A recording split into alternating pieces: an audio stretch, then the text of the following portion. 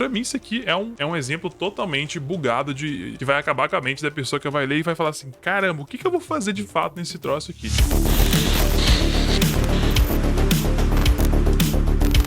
Oi, meu nome é Jonathan da devaprender.com e aqui eu quero falar pra vocês porque que isso me frustra tanto. Eu já vi isso bastante quando eu estava aplicando para as vagas de emprego, quando eu comecei a trabalhar em 2014, e assim, isso não fazia sentido nenhum. Eu pegava aquela lista de requisitos e falava assim: como que alguém vai dar conta de aprender tanta coisa assim em tão pouco tempo? Será que alguém consegue fazer isso? Será que alguém. Como que esses caras conseguiram começar a trabalhar na área porque tem tanta coisa? Como que eles conseguiram começar?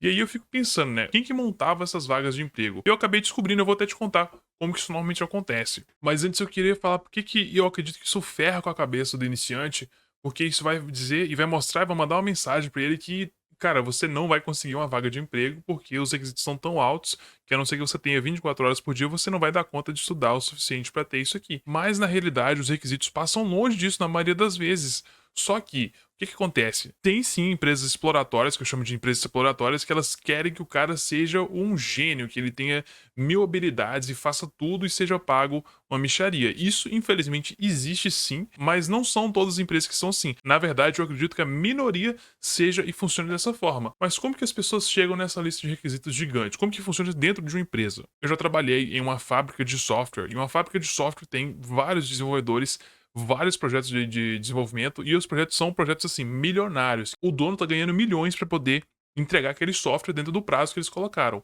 E como que eles fazem essa contratação? Como que eles colocam mais pessoas dentro da empresa? O CTO, o CEO, normalmente as pessoas do cargo mais alto ali, eles não têm tempo, ou eles pelo menos não dão tanto tempo na empresa onde eu trabalhava, para poder tirar um tempo e entender exatamente quais são os requisitos técnicos de cada vaga que precisa ser preenchido dentro da empresa. Então, o que normalmente é feito? Eles delegam essa função para outra pessoa. E eles delegam isso para o programador? Raramente. Raramente o programador vai te ajudar em fazer isso. E também eles vão delegar para os analistas? Em alguns casos, sim.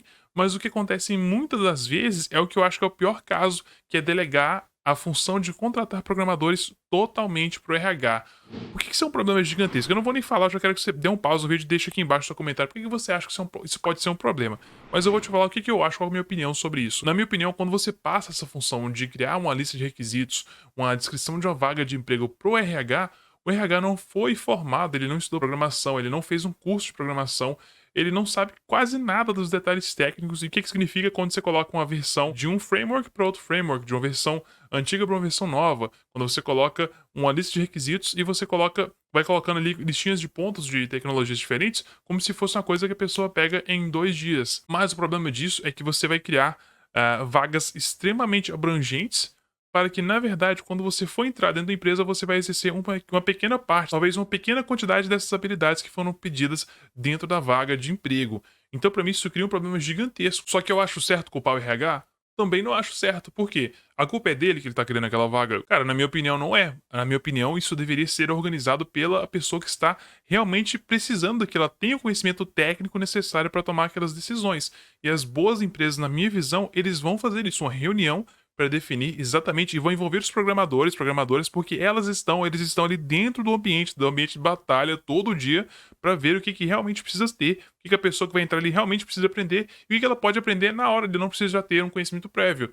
E as empresas que fazem isso, você vai perceber que elas têm uma lista de requisitos menores e elas normalmente vão dizer ali que você pode aprender no trabalho. E para mim isso é o melhor tipo de empresa. Então, na minha visão, não é nem uma culpa do RH em si, mas a estrutura organizacional que não sabe organizar o seu tempo para poder definir como que isso vai ser listado dentro da vaga de emprego. Isso nas más empresas. Mas eu vou te falar porque eu acho que você não deve se importar com isso. Se você for parar para analisar todas as vagas ou algumas vagas e for aplicar só quando você achar que você tem todos os requisitos e que você domina tudo ou que você sabe tudo sobre aquela tecnologia, cara, você nunca vai aplicar para uma vaga. Você simplesmente tem que ignorar essa lista de requisitos, independente se ele também fala se é júnior, sênior, pleno. Na minha visão, você não vai perder nada em tentar aplicar, para essas vagas. Não é culpa sua que eles colocaram um requisito absurdo sem saber e detalhar exatamente qual vai ser o seu cargo. Isso não é culpa sua. Então você concorda comigo também que não seja sua obrigação de descobrir se aquilo realmente vai ser usado ou não naquela vaga. Então, o que custa você simplesmente aplicar para aquela vaga? Qual o custo de oportunidade de você deixar de aplicar para aquela vaga? Então, por isso que eu falo para todos os meus alunos nos cursos que eu tenho que você não deve prestar atenção nessa lista de requisitos, porque você não perde nada em tentar aplicar, mas você tem uma perca de oportunidade se você deixar de aplicar. Olha, isso aqui para mim é o tipo de vaga que vai confundir pra caramba o candidato. Olha que loucura essa descrição de vaga. Profissional atuará em back-end. Ok, beleza. Aí você vai ter que saber servidor, tem que saber banco de dados, modelagem, programação, estrutura de dados e implementação. Isso até que faz sentido. Mas eles querem também que você saiba front-end. Então você é um full stack, né? Interface, UX e corte. Não sei o que seria esse corte aqui. Acompanhando o projeto do início ao fim. Ok. Só que eles começam a te pedir alguns requisitos. Olha lá, vamos lá. Eles querem que você entenda trabalhar com código de API ou back-end em um ou mais idiomas, né? Para começar, não é nem idioma, né? É linguagem de programação, mas tudo bem. Então eles já querem que você, por exemplo, Ruby, Java, Python, tá? Qual delas que você quer que eu saiba? Não é tipo um pulo não é um pulo, nem um pulinho para ir de Ruby para Java para Python, são três linguagens completamente diferentes, né? Não é só um pulinho rápido aqui. E depois entender código front-end em um ou mais idiomas, como HTML, JavaScript e Java. Então, primeiro que Java nem é front-end, né? Java é uma linguagem back-end. Tudo bem que você pode usar templates e tudo e coisas assim, mas ok, então quais delas você quer que eu saiba? JavaScript ou Java? E HTML nem é linguagem de programação, né? É uma linguagem de markup. E aqui mais para baixo começa a ficar mais confuso ainda. Aí depois eles querem que você tenha bastante nível de conhecimento em PHP, Laravel, depois JavaScript com Vue mais Angular, que são dois frameworks de front-end totalmente diferentes. O PHP e o JavaScript são linguagens totalmente diferentes. Depois você tem que saber DB, você tem que saber trabalhar com banco de dados MySQL ou Postgres, que são bancos diferentes. Depois esses conhecimentos de Git e Linux, Python e Flutter, que são linguagens de programação. Aqui o Python, que é uma linguagem de back-end, e o Flutter, que é um framework de front-end.